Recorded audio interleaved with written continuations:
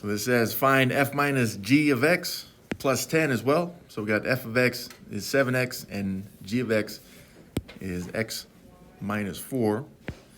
So f of x, in fact, let's go and rewrite this expression to begin with.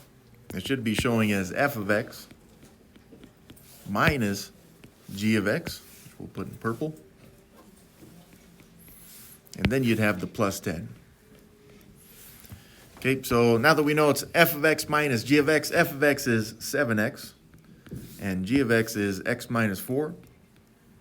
And since we got the minus sign there between them, I'm going to put that in parentheses. And then we'll do the plus 10. So this is the full expression that we're looking at, simplifying. Since it's a minus problem, we are going to show this as a negative 1, which we will then distribute. So negative 1 times 1x, which would be negative 1x's. And then negative 1 times negative 4 is actually positive 4 there. So be careful on that part. So now it's showing as 7x minus 1x plus 4 plus 10. And here we're just looking for any like terms to combine. So I've got 7x's minus 1x's. 7 minus 1, which would be 6x's. And then constants, 4 plus 10. So 4 plus 10 would be positive 14. And that's as far as we need to go on this one. Here's our objective for the day. I can divide functions. It says there's a mastery quiz next time. The mastery quiz will include all the operations, not just division. So expect addition, subtraction, multiplication, and then also division. It's 5 questions. But just write that first part, 30 seconds, then we'll get started. So for today, we're looking at the quotient, which is just another way to say division. And we're going to be doing this in fractions so we can start simplifying stuff together. Keep in mind that we may see a little bit of some difference in products, at least on the mastery quiz. But for now, we're just focusing on the division part. Now, the reason why we're saying division is because, and while we're showing the division as a fraction, is because you may see something like this, where you have in a numerator, maybe you've got something like 8, and then in a denominator, I don't know, maybe something like 20, something like this. Now, you can have other stuff here as well that's being multiplied by these values, but technically we're just kind of looking at the 8 and 20 and saying, well, 8 and 20, I know these are both divisible by 4. Some people would say 2, and that's just not fully simplified. So then we end up with 8 divided by 4, which is 2, 20 divided by 4, which is 5, and then we can still end up having this being multiplied by something in here. Now, this looks like distribution. Actually, today we're going to be doing distribution in reverse. We'll get to that. But it's possible as well for our division to have stuff in the numerator and denominator that can be divided as well. So in fact, what you would say is, let's say that this was like x plus 3 here, and then this was x plus 3. What you can do is say, and because we know anything divided by itself is 1, so we would say x plus 3 divided by x plus 3. These two sets of parentheses end up becoming a phantom 1. And then we're just left with the individual fraction of 2/5. Okay, so this is just showing that we may see division in a slightly different way, but we have to get to this point first, maybe even this one, in order to make it something like this. The other thing we're going to want to remember from division is anything divided by itself is 1, which is kind of what we talked about right here. That's an old math rule that we're going to be seeing a little bit again. Little vocabulary for us. This goes back to probably some of elementary school, but most elementary teachers don't go over this very much. So a factor is just a value that's being multiplied by another value. So you can have two values being multiplied together. Both are considered factors. Now we can take factors and simplify them sometimes. For example, this, 5x times 2. There's actually 3 factors here. You've got a factor of 5, x, and 2. But you can say, well, 5 times 2 is 10, and then you keep the x, so this ends up being 10x. The 10 is a factor, and so is the x. But the 10x is also considered a product because we actually did some multiplication. All right? What we're going to be doing is we're going to take values and see if we can divide them. So maybe we're starting with like the 10x, and then maybe we want to split it up into like 5x times 2, because 10 can be divided by 5 or 2. All right? And then this ends up being what we call factoring. So with factoring is the opposite, or it's like, well, it's the opposite of distribution, or it's like distribution in reverse. So we've been used to this. We've seen this already, where we'd say something like 4 times x, and this is just distribution, which is just another way to say multiply. 4 times x is actually 4x. Okay, so that's how you would get that. But then we'd also say 4 times 3, and that's how we get the 12. And that's nice. But instead, what we're going, and we may see a little bit of this today, but instead what we're going to see is maybe you're going to start with the 4x plus 12, and then you've got to figure out what you can divide both these terms by. So that's what this is showing. Why is it division? It's because division is the opposite or the inverse operation of multiplication. So while distribution is multiplication, this is what we've started with in the past to make this. Now we're going to be starting with this, with 2 terms, and then we got to figure out what they can be divided by in order to reverse the distribution. So, for example, this one we already know from here that the 4x and the 12, if we were to go backwards this way, then we'd say, well, I know 4 is divisible by 4, and 12 is divisible by 4, creating the 4 on the outside of the parentheses. And then what are you left with? Well, 4x is divided by 4 is this 1x, and then 12 divided by 4 is the 3. So down here, for this one, 5x plus 30, again, we look at these 2 terms, and we say, well, what can I divide these by? Well, 5 I know, and 30 are both divisible by 5. So we would divide these by 5, and then that's where this 5 comes from here, and then everything else on the inside of the parentheses comes from the division. So, for example, 5x's divided by 5 is the x, but also 30 divided by 5 is the 6. So we have to be able to do this in reverse. And once we do this, this would be part of a fraction from function division, which then usually the 5 is able to be simplified, or maybe in, like if this was a denominator, maybe the numerator also has this x plus 6, and then we can make that a phantom 1 as well. So really at the bottom, that's all we're doing with this factoring, is saying what can we divide all the terms by, and it has to be the same value.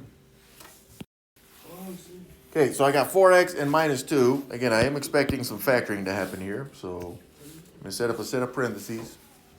But I got to look at 4x and then this negative 2 and see what I can divide them both by. Well, from what I can tell, they're both even at least, so I'm going to at least divide by 2. Okay, so I'm going to take these and divide by 2, and then whatever's left, I'll keep in the parentheses. So right here, 4x, I'll divide it by 2, and then the negative 2 will divide it by 2 as well. 4x is divided by 2. So 4x is divided by 2, that would end up being 2x's.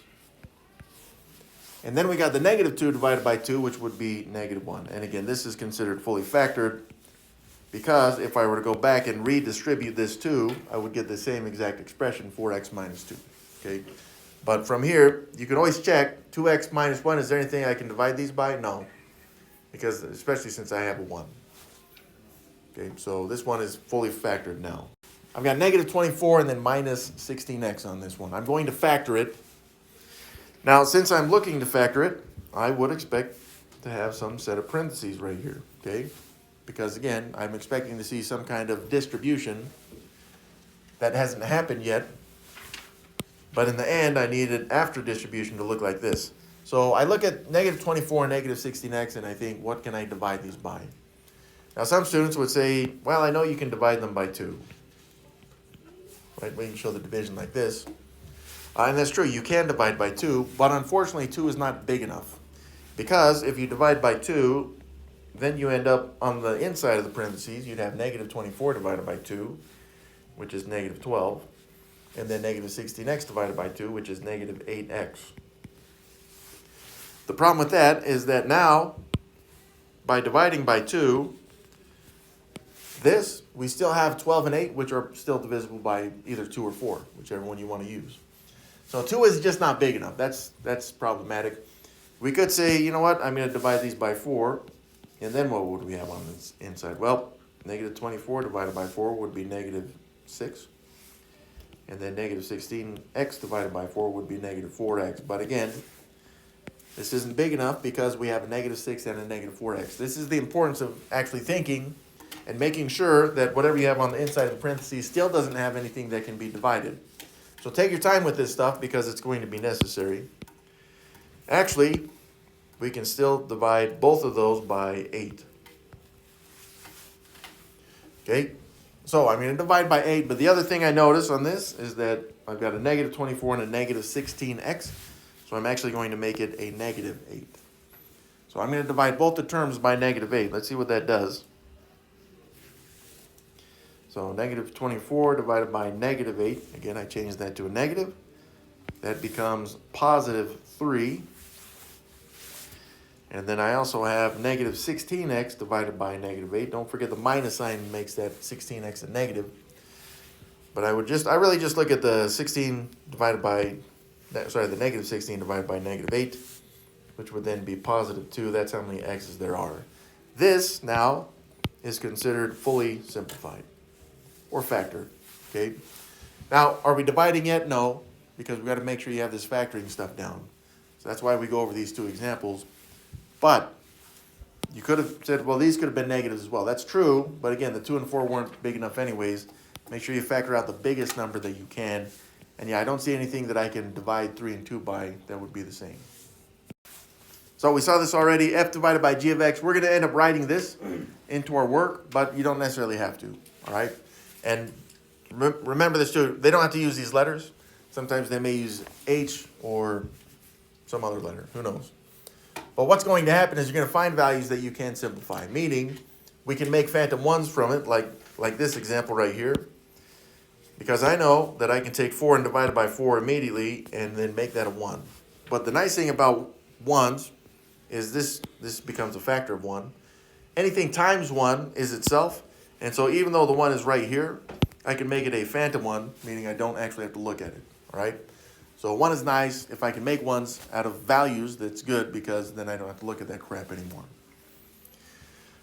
But do keep in mind that this is really just fraction simplification. So at the bottom here, where we're looking at 8 divided by 6, again, the a and c, I can't really do anything with that for now. But what I could do is I could say, well, look, I know 8 and 6 are both divisible by 2, and then that's how I would get the 4, and then the 3.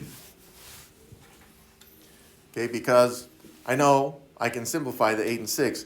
The other way you can do this is just do 8 divided by 6 in the calculator, push math, enter, enter, and it will simplify the fraction for you. Just don't forget to put the a and attach the a and c onto the answer. Okay, so that's one way to do it. Another way that we're going to see this, it's possible that you may have an expression divided by another expression. For example, maybe like 5x minus 2. Now, if that was my numerator, and I had the same exact thing here in the denominator, 5x minus 2, even if I put these in parentheses, which doesn't matter, this is something divided by itself. And we know anything divided by itself is 1. So really, in the end here, we would just say this would simplify to a 1. Now, if it's multiplied by stuff, we can make it a phantom 1. But I'm just going to keep this the way it is. The answer would be 1. Which on the assignment, it may say, do this, and then what you need is a 1 divided by 1. Just be aware that you may have to do that on the assignment. So since we're combining this with factoring, we may have to get to the point where maybe something's out here on the outside, and we've got to factor that as well. Here, we got f divided by g of x, and I know f of x is 6x plus 12, and then g of x is 6x. So I'm going to rewrite this. Instead of it being f divided by g of x, I'm going to write the two separate functions. And this is a step that a lot of students will skip, at least once you get used to this function operation stuff. Okay, so I'm showing this step, which not students don't usually do this once they get used to it. But what I have now is I'm going to replace the f of x and g of x with what they are. And f of x is showing as 6x plus 12. So we'll put this in 6x plus 12. And then the g of x, which is 6x, we'll put this on the bottom, okay? Now, a common error at this point is where students say, look at this, I got 6x divided by 6x, that's the same thing divided by itself, but you cannot do that. And the reason you cannot do that is because the numerator is two separate terms with a like with a common denominator. So really, if you wanted to, you could write this as two separate terms with the addition. So you'd have the 6x and the 12, but they'd both be divided by 6x. Okay, now that looks pretty nasty right there, so not many students would want to see that. But if it helps you, then so be it. Some students say, well, that'd be a 1 right there, and then 6 divided by 12 would be 2 over 1. But again, it's like, well, what do we do with this garbage? So I would not recommend splitting this up into two separate fractions, so I'm not going to do that, okay? So we're just going to work with this original fraction, and what we're going to do is we're going to look to do any factoring that we can, which means we're looking at the two terms, 6x and then plus 12. So since I'm looking to factor it, I will set up a set of parentheses for me. So I look at 6x and 12, and I think, well, what can I divide these by? 6 and 12 are both divisible by 2, but 2 is not big enough because they're also divisible by 3, but that's not big enough. They're both actually divisible by what would be 2 times 3, which is 6.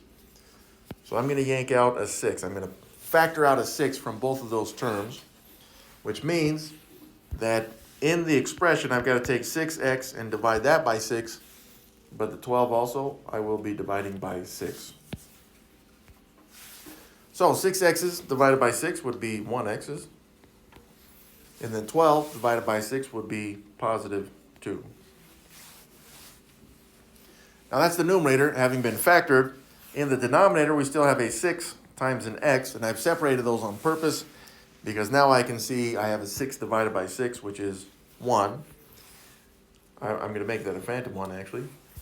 And what I'm left with is in the numerator, even in parentheses, I've got the 1x plus 2.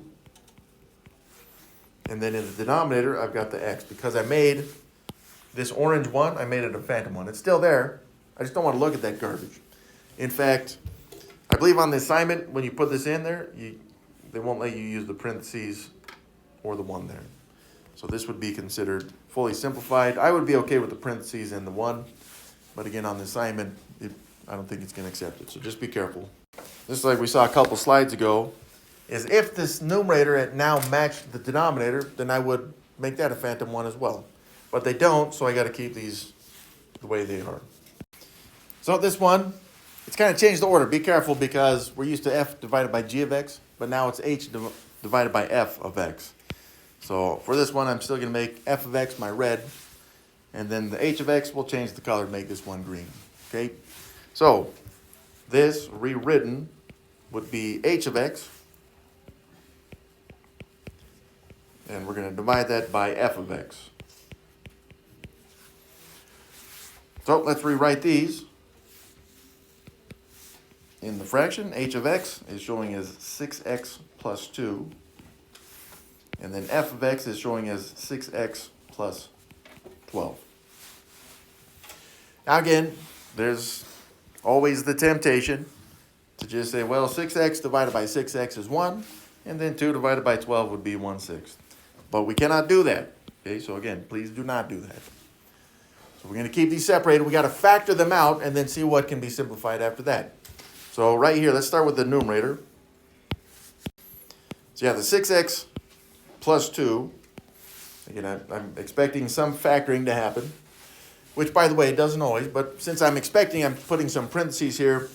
I know that these two values, 6 and 2, are both divisible by 2.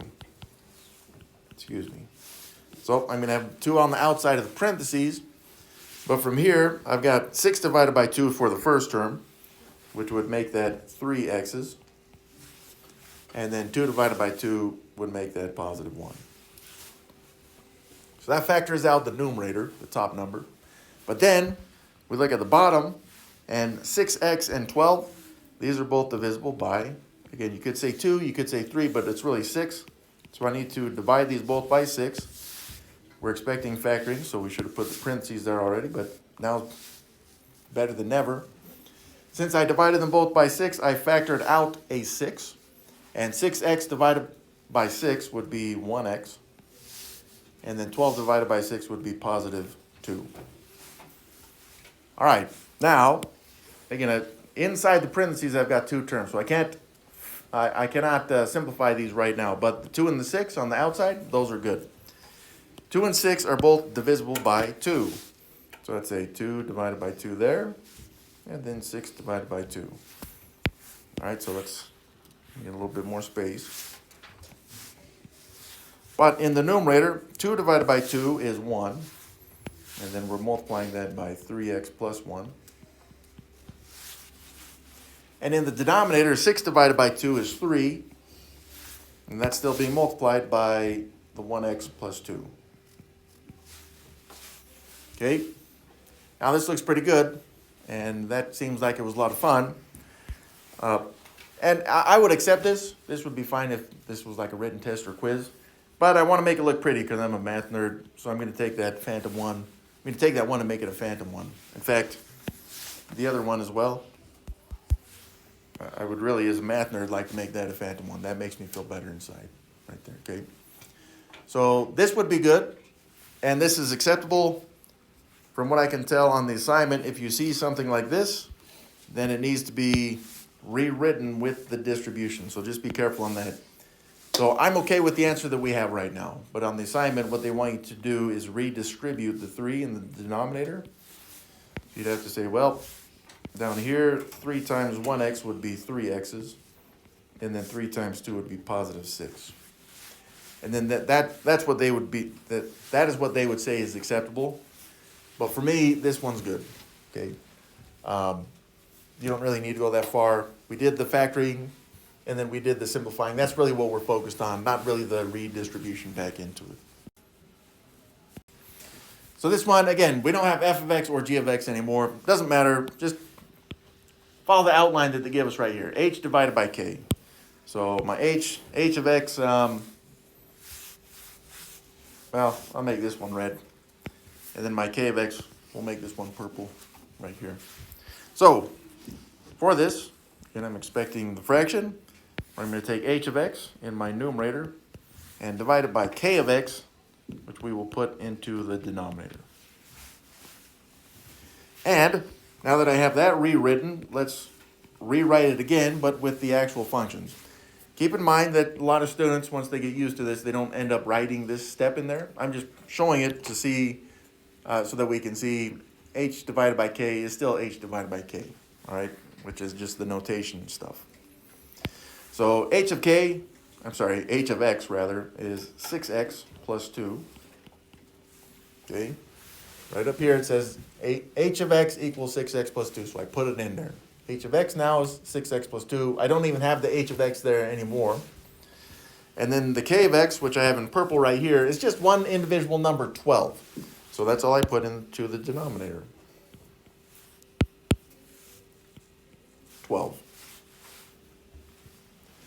Now again, a common error we see is either some students say, well, 6x divided by 12 would be 1/2, and that's good. But that you can't do that just with one value, because in the numerator we have the two terms. We have the 6x, and we also have the positive 2. So we should be looking for any factoring that can occur on this one. So I would kind of expect it, but let's see if it does. With just the numerator, right? So I'm going to take that 6x plus 2. Is there a value I can divide them both by to pull out as a factor? Well, there is. I would say 6 and 2 are both divisible by 2. So I'm going to show the work in there. Divide by 2, which means I'm factoring out a 2. That's where this green 2 comes from, on the outside of the parentheses. But what's left over? Well, 6x's divided by 2 would leave me with 3x's. And then my 2 divided by 2 here, 2 divided by 2 is positive 1. Okay, so that's completely factored. I do not see that I can factor that out anymore. And in the denominator, we've just got the 12. Now the 3x plus 1, I'm not really worried about because I don't have any parentheses in the bottom, but I'm looking at the 2 and 12. Can I simplify those? Absolutely. So I will. 2 and 12 are both divisible by 2, so I'd say 2 divided by 2 instead of my fraction. 2 divided by 2 is 1. And in the denominator, I would have 12 divided by 2, which is 6. So that's the division from just the constants, the 2 especially, that I pulled out as a factor from the 6x plus 2. But then I'm left with the denominator also as the 3x plus 1. And now, just like I saw on the last problem, this is okay. Like, this is acceptable to me. But some teachers are like, no, you can't do that. It's not fully simplified until you get rid of that phantom 1. All right, fair enough. And this would be considered fully simplified. Now, unlike the last problem, this one also does not have any redistribution to occur, so we can just keep this one as is and call it good. For this one, f of x divided by g of x. So let's rewrite this. Get my f of x, we'll put it in red. So f of x divided by g of x, which I'll put in purple. Now that we see the notation, let's go and rewrite these as their actual expressions. F of x is 10x plus 5. And then g of x is 5x plus 15. All right. Now again, we do not want to start separating these and say, well, 10x divided by 5x would be 2, and 5 divided by 15 would be 1/3. Do not separate them, okay? You have to do some factoring first. And for this one, we do have factoring in both the numerator and the denominator. So I'm going to start with the numerator, and again, I'm expecting some factoring. So here's my parentheses just for the numerator to start with. I've got a 10x and then a 5. 10 and 5 are both divisible by 5. So I'm going to show this here. Since they're both divisible by 5, I have a 5 that I factored out from both terms. Now I've got a 10x divided by 5, which would be 2x's. And then I've got a 5 divided by 5, which is positive 1. Keep in mind, a positive 1 like this cannot be made a phantom 1 because we need to see that value. If it was multiplied by something, then we'd get rid of it, but we need to see that plus 1 right there. In the denominator, 5x and plus 15, I can also factor out from these two. I see that they're both divisible by 5. So from my parentheses here, I can factor out a 5 there as well. And 5x's divided by 5 would be 1x. And then 15 divided by 5 would be positive 3. All right, now that I've factored, I look on the outside. Is there anything I can get rid of on this? Sure. 5 divided by 5 is 1. I make that a phantom 1. I don't see anything else that can be factored. So what am I left with? In the numerator, I'm going to write this without the parentheses. Although you can if you'd like to, if it was a written quiz or assignment. So 2x plus 1 in the denominator. I'll show the phantom 1. So it's 1x plus 3. If you wanted to make this 1 right here, a phantom 1, then you could. But this plus 1 cannot be made a phantom 1. So just be careful on that as well. That is as much as I can see we can do with f divided by g of x. Let's see how you guys did on this one. So once again, we got f divided by g of x, which was kind of what we're used to seeing. So once again, I'm going to make my f of x in red. So I'm going to take f of x and divide it by g of x, which I will put in purple. Okay. So again, a lot of students, once you get used to this, you're going to skip this, showing this part of it. But just in case you aren't, I'm putting it down. All right, so f of x is showing as 4x plus 8. And g of x in the denominator is just an individual 4x. So it's similar to that last problem we did. And again, the mistake we do not want to see here is where you say, look, 4x divided by 4x is 1, which sounds great. But you can't just do that because the numerator has 2 terms in it, which means that we should be looking to factor out something from the top 2 terms, 4x and then plus 8. So I would look at this, and I would say 4x and 8, I know these are both divisible by 4. Okay, so the 4 and the 8, I'm going to expect to divide by 4. I was expecting distribution, so I'm going to put my parentheses in now. Maybe I should have already, but either way, I know I'm going to pull out a 4 from both of those terms. So there's my 4 that I'm factoring out from those 2 terms. What am I left with then? Well, 4x divided by 4 is 1x. You can keep the 1 there. You don't really have to put the 1 there, but I'm going to keep it there so we know where it came from. And then the positive 8 divided by 4 is going to be positive 2. Okay, now again, just going back to factoring, if you were to redistribute the 4, you would end up with the same expression that we started with, 4x plus 8. The denominator, it just stays 4x. Now the reason why I'm writing these apart from each other is because I see I've got a 4 in the numerator, 4 in the denominator right there.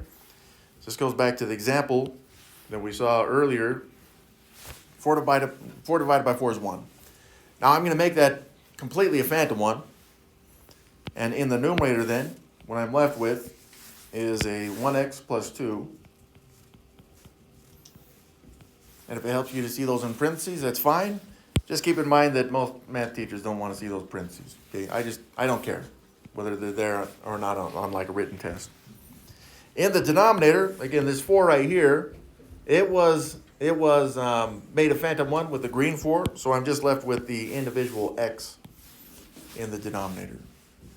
And that's it. Now again, the 1, the coefficient of the red x, if you wanted to, you can make that a phantom 1. Doesn't matter to me though. So keep it there, don't keep it there. It's up to you. I'll just keep it like this because I'm too lazy to put the 1 back. But I'll box it in. That's all we got to be able to do right here is divide functions. Of course, if you wanted to say, well, I can divide and also factor with functions as well, you can add that in there. But really, we're just looking at the division part of that.